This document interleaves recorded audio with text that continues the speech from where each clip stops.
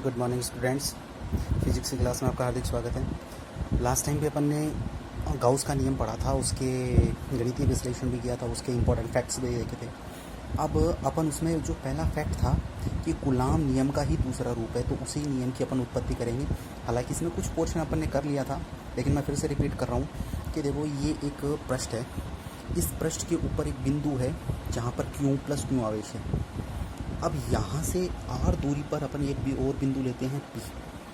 ये जो P बिंदु है ये ds अल्पांश का है। अपन ये मानते हैं कि ये जो पूरा पृष्ठ है ना, ये ds छोटे छोटे अल्पांश या सूक्ष्म खंडों से मिलकर बना है।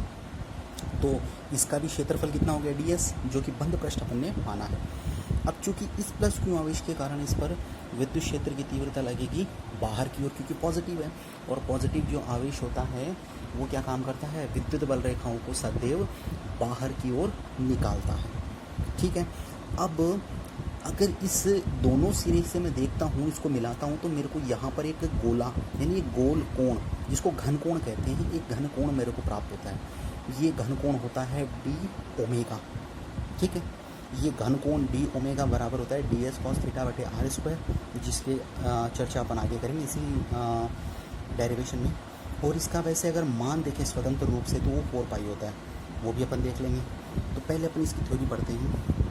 माना एस क्षेत्रफल का एक बंद पृष्ठ है जिसमें O बिंदु पर प्लस Q आवेश है, O बिंदु पर प्लस Q आवेश है। संपूर्ण पृष्ठ अति सूक्ष्म पृष्ठ अवयव ds से मिलकर माना जाता है, यानी कि ये पूरा का पूरा पृष्ठ है वो ds सूक्ष्म खंडों से मिलकर बना हुआ माना है अपन ने। पृष्ठ की सतह पर स्थित बिंदु P पर एक सूक्ष्म पृष्ठ अवयव ds विद्युत क्षेत्र E है, यानी इसके ऊपर विद्युत क्षेत्र E है, और उसकी दिशा भी इस दिशा में होगी, क्योंकि अपन जानते हैं कि प्लस Q आवेश के कारण बाहर की ओर होती है। फिर दोनों के मध्य कोण थीटा तथा और P के मध्य दूरी r है। इसके बीच में कोण थीटा है और यहाँ पर जो इनके बीच की दूरी है वो है r। अब देखो अपन ने प्लस Q माना है, तो सबसे पहले मैं इस बिंदु पर विद्युत क्षेत्र की तीव्रता निकाल सकता हूँ।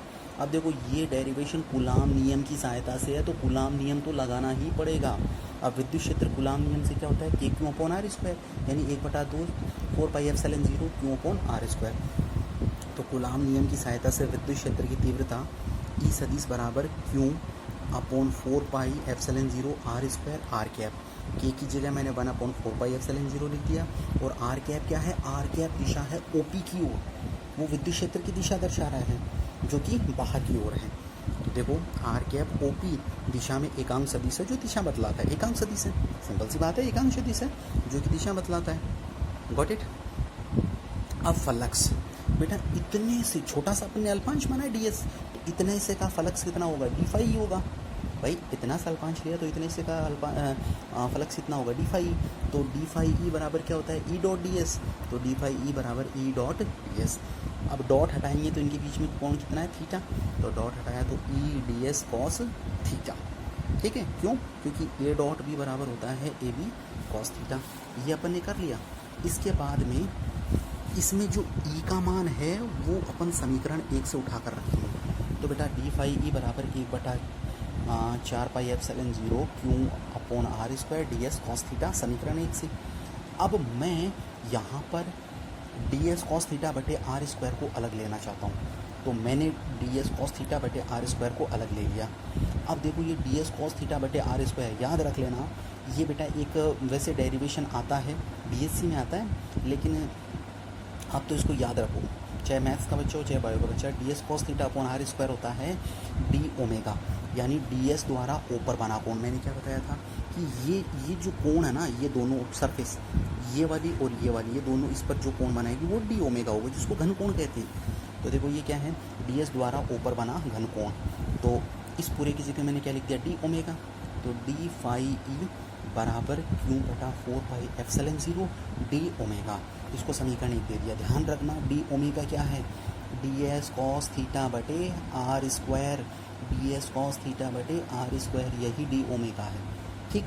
अब ये तो किसके लिए निकाला, केवल इस छोटे से अल्पांश के लिए निकाला है, लेकिन अपन को तो किसके लिए निकालना है, इस पूरे पृष्ठ के लिए फ्लक्स निकालना है। ठीक है, तो पूरे पृष्ठ के लिए क्या करूँ, डी फाई निकाल लिया।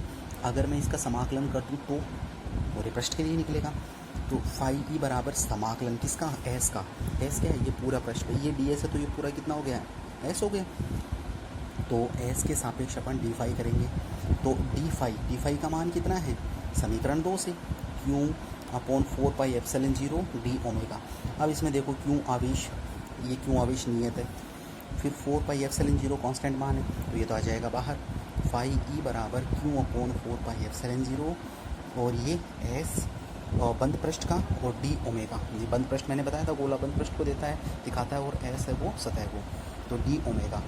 अब देखो ध्यान रखना, एक तो बात ये याद रखनी थी, एक बात ये याद रखनी है कि अगर संपूर्ण पृष्ठ का अपन को घनकोण देखना हो तो वो बेटा 4 पाई होता है। दो बातें इसमें रट्टा मारने लायक है जो कि आप हायर स्टडीज़ में पढ़ोगे अगर मैथ्स, अगर बीएससी मैथमेटिक्स से करते हो तो डी ओमेगा बराबर होता है डी एस कॉस थीटा बटे आर स्क्वायर, यानी डी एस अल्प जो अल्पांश होता है उसके द्वारा बनाया गया कोण। और अगर इसी डी ओमेगा का मैं संपूर्ण स्वतंत्र रूप से यानी पृष्ठ के सापेक्ष कोण देखता हूँ तो वो कोण होता है 4 पाई। तो यानी कि डी ओमेगा बंद पृष्ठ का एस के सापेक्ष कितना होगा 4 पाई, यानी बंद पृष्ठ या संपूर्ण घनकोण 4 पाई होता है। ये याद रखना, बंद पृष्ठ या संपूर्ण घनकोण 4 पाई होता है। बड़े बड़े कॉम्पिटिटिव एग्जाम में पूछा जाता है कि बंद पृष्ठ का या संपूर्ण घनकोण कितना होता है या स्वतंत्र रूप से घनकोण कितना होता है, तो वो कितना होता है 4 पाई। तो इसका मान यहाँ से अपन कितना रखेंगे 4 पाई, तो फाई ई बराबर क्यू बटा 4 पाई एप्सिलॉन 0 गुणा 4 पाई, 4 पाई से 4 पाई कटा, कितना बचा फाई ई बराबर क्यू अपॉन एप्सिलॉन 0। अब फाई ई का मान क्या होता है बंद पृष्ठ E dot D S, E dot D S बंद पृष्ठ का समाकलन, और ये किसके बराबर होगा क्यू अपॉन एप्सिलॉन 0। तो यानी कि अपन कूलाम नियम लेकर चले थे और गाउस का नियम अपन ने निकाल दिया।